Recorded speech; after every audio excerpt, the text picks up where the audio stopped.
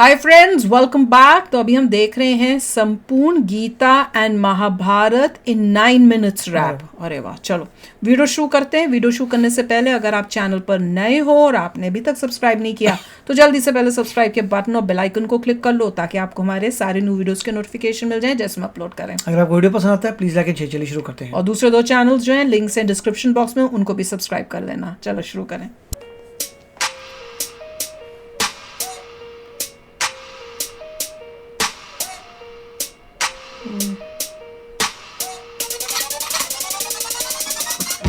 तलवार धनुष और पैदल सैनिक कुरुक्षेत्र में खड़े हुए, रक्त पिपासु महारथी एक दूजे सम्मुख अड़े हुए। कई लाख सेना के सम्मुख पांडव 5 बेचारे थे। एक तरफ थे योद्धा सब, एक तरफ समय के मारे थे। महासमर की प्रतीक्षा में सारे ताक रहे थे जी, लेकिन पार्थ के रथ को तो खुद केशव हाँक रहे थे जी। रणभूमि के सभी नजारे देखने में कुछ खास लगे। माधव ने अर्जुन को देखा, अर्जुन उन्हें उदास लगे। कुरुक्षेत्र का महासमर एक पल में तभी सजा डाला। शंख उठा श्री कृष्ण ने मुख से फूका और बजा डाला। हुआ शंखनाद जैसे ही वैसे सबका गर्जन शुरू हुआ। रक्त बिखरना शुरू हुआ, फिर सबका मर्दन शुरू हुआ। श्री कृष्ण ने बोला, उठो पार्थ और एक आंख को मीच जरा। गांडीव पर बाणों को रख प्रत्यन चाको खींच जरा। आज दिखा दे रणभूमि में योद्धा की तासीर यहाँ। इस धरती पर कोई नहीं है अर्जुन जैसा वीर यहाँ। इस धरती पर कोई नहीं है अर्जुन जैसा वीर यहाँ। इस धरती पर कोई नहीं है अर्जुन जैसा वीर यहाँ। इस धरती पर कोई नहीं है अर्जुन जैसा वीर यहाँ। इस धरती पर कोई नहीं है अर्जुन जैसा वीर यहाँ। सुनी बात माधव की तो अर्जुन का चेहरा उतर गया। एक धनुर्धारी की विद्या मानो चूहा उतर गया। बोले पार्थ सुनो कान्हा, जितने सम्मुख है ये खड़े हुए, इन्हीं सभी से सीख सीख कर सारे भाई है बड़े हुए। उधर खड़े हैं भीष्म पितामह, मुझको गोद खिलाते थे। गुरु द्रोण ही धनुष बाण का सारा ज्ञान सिखाते थे। सभी भाई पर प्यार लुटाया कुंती मात हमारी ने। कोई कमी ना छोड़ी कभी थी उस माता गांधारी ने। जितने गुरुजन खड़े हुए हैं सभी पूजने लायक हैं। माना दुर्योधन दुशासन थोड़े से नालायक हैं। मैं अपराध क्षमा करता हूँ बेशक हम ही छोटे हैं। जैसे भी हैं आखिर माधव सब ताऊ के बेटे हैं। इतने से भूभाग की खातिर हिंसक नहीं बनूंगा मैं। स्वर्ण लगाकर अपना कुल विध्वंसक नहीं बनूंगा मैं। खून सने हाथों का होता राजभोग अधिकार नहीं। सबको मार के गद्दी मिले तो सिंहासन स्वीकार नहीं। रथ पर बैठ गया अर्जुन, मुंह माधव से था मोड़ दिया। आंखों में आंसू भरकर गांडीव जो हाथ से छोड़ दिया। अब भगवत गीता शुरू होती है। गांडीव जब छूटा तब माधव भी कुछ अकुचाए थे। शिष्य पार्थ पर गर्व हुआ और मन ही मन हर्षाए थे। मन में सोच लिया कि अर्जुन की बुद्धि ना सकने दूंगा। समर भूमि में पार्थ को कमजोर नहीं पड़ने दूंगा। धर्म बचाने की खातिर फिर नव अभियान शुरू हुआ। उसके बाद जगत गुरु का गीता ज्ञान शुरू हुआ। एक नजर में रणभूमि से कणकण डोल गए माधव। टकटकी बांध के देखा अर्जुन एकदम बोल गए माधव। हे पार्थ मुझे पहले बतलाते, मैं संवाद नहीं करता। तुम सारे भाइयों की खातिर कोई विवाद नहीं करता। पांचाली के तन पर लिपटी साड़ी खींच रहे थे वो। दोषी वो भी उतने ही है, जबड़ा भींच रहे थे जो। घर की इज्जत तड़प रही, कोई दो टूक नहीं बोले। पौत्र बहू को नग्न देख कर गंगा पुत्र नहीं खौले। पौत्र बहू को नग्न देख कर गंगा पुत्र नहीं खौले। पौत्र बहू को नग्न देख क्यों गंगा पुत्र नहीं खौले। तुम सब बताओ यार, कोई जवाब देगा इस बात का?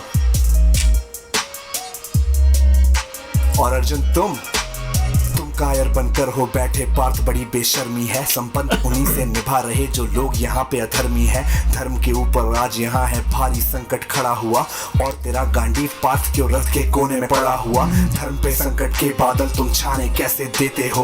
कायरता के भाव को मन में आने कैसे देते हो। हे पांडु के पुत्र, धर्म का कैसा कर्ज उतारा है। शोले होने थे आंखों में पर बहती जलधारा है। धर्म धर्म की गहराई में खुद को नाप रहा अर्जुन। अश्रुधार फिर तेज हुए और थर थर कांप रहा अर्जुन। हे केशव, ये रक्त स्वयं का पीना नहीं सरल होगा। यदि विजय हुए तो भी यहाँ जीना नहीं सरल होगा। हे माधव मुझको बतलाओ, कुल नाशक कैसे बन जाऊं। रक्त सिंहासन लाशों पर मैं शासक कैसे बन जाऊं। कैसे उठेंगे कर उन पर जो कर पर अधर लगाते हैं। करने को जिनका स्वागत ये कर खुद भी जुड़ जाते हैं। इन्हीं करों ने बाल्यकाल में सबके पैर दबाए हैं। इन्हीं करों को पकड़ करों में पितामह मुस्काए हैं। नोक जो अपने बाणों की फिर इनकी ओर कर करूंगा मैं। केशव मुझको मृत्यु दे दो, उससे पूर्व मरूंगा मैं। बाद युद्ध के मुझे न कुछ भी पास दिखाई देता है, माधव इस रणभूमि में बस नाश दिखाई देता है। बात बहुत ही भावुक थी पर जगत गुरु मुस्काते थे, ज्ञान की गंगा गीता द्वारा चक्रधारी बरसाते थे। जन्म मरण की योद्धा यहाँ पे बिल्कुल चाह नहीं करते, क्या होगा अंजाम युद्ध का ये परवाह नहीं करते। हे पार्थ यहाँ पे कुछ मत सोचो, कर्म पे ध्यान लगाओ तुम। बाद युद्ध के क्या होगा ये मत अनुमान लगाओ तुम। इस दुनिया के रक्तपात में कोई तो एहसास नहीं, निज जीवन का करे फैसला नर के बस की ये बात नहीं। तुम ना जीवन देने वाले नहीं मारने वाले हो, ना जीत तुम्हारे हाथों में तुम नहीं हारने वाले हो। ये जीवन दीपक की भांति यूं ही जलता रहता है, पवन वेग से बुझ जाता है वरना जलता रहता है। मानव वश में शेष नहीं कुछ फिर भी मानव डरता है, वह मरकर भी अमर हुआ जो धर्म की खातिर मरता है। ना सत्ता सुख से होता है ना सम्मानों से होता है, जीवन का सार सफल बस बलिदानों से होता है। देहदान योद्धा ही करते ना कोई दूजा जाता है, रणभूमि में वीर मरे तो शव भी पूजा जाता है। सेना युद्ध में जैसे अपने खोटे शस्त्र बदलती है, दिव्य आत्मा मानव देह में वैसे वस्त्र बदलती है। हे केशव कुछ समझ गया पर कुछ कुछ असमंजस में हूँ,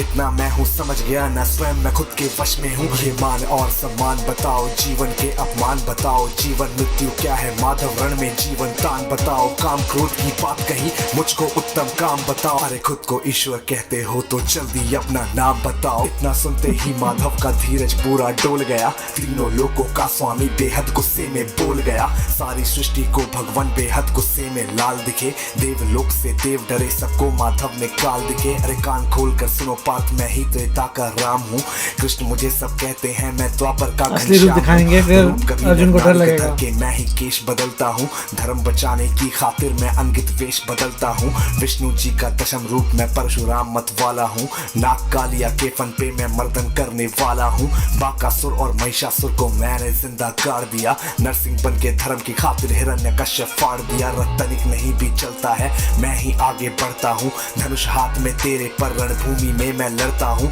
इतना कहकर मौन हुए फिर खुद ही सकुचाए केशव, पलक झपकते ही अपने दिव्य रूप में आए केशव। दिव्य रूप का तेज अनोखा सबसे अलग दमकता था, कई लाख सूरज जितना चेहरे पर तेज चमकता था। इतने ऊंचे थे भगवान सर अंबर से जा लगता था, और हजारों भुजा देख कर अर्जुन को डर लगता था। माँ गंगा का पावन जल उनके कदमों को चूम रहा था, और तर्जनी उंगली में चक्र सुदर्शन घूम रहा था। नदियों की कलकल सागर का शोर सुनाई देता था, श्री कृष्ण के अंदर पूरा ब्रह्मांड दिखाई देता था। जैसे ही मेरे माधव का कद थोड़ा सा बड़ा हुआ, सहमा सहमा था अर्जुन एकदम रथ पे फिर खड़ा हुआ। रिक्वेस्ट करता है अपनी इस ज्ञान से ह्यूमन फॉर्म में ऐसे प्रहार हुआ, मृत्यु के आलिंगन हेतु फिर अर्जुन तैयार हुआ। मैं धर्म भुजा का वाहक हूँ, मुझको कोई मार नहीं सकता, जिसके रथ पर भगवान हो वो युद्ध में हार नहीं सकता। जितने यहाँ अधर्मी है चुन चुन कर उन्हें सजा दूंगा, इतना रक्त बहाऊंगा धरती की प्यास बुझा दूंगा। अर्जुन की आंखों में धर्म का राज दिखाई देता था, पार्थ में अब केशव को बस यमराज दिखाई देता था। जिधर चले फिर बाण पार्थ के सब पीछे हट जाते थे, रणभूमि के कोने कोने लाशों से पट जाते थे। यदा यदा ही धर्मस्य ग्लानिर्भवति भारत अभ्युत्थानम धर्मस्य तदात्मानं सृजाम्यहम् परित्राणाय साधूनां विनाशाय च दुष्कृतां धर्म संस्थापनार्थाय संभ्रमामि युगे युगे। ब्यूटीफुल।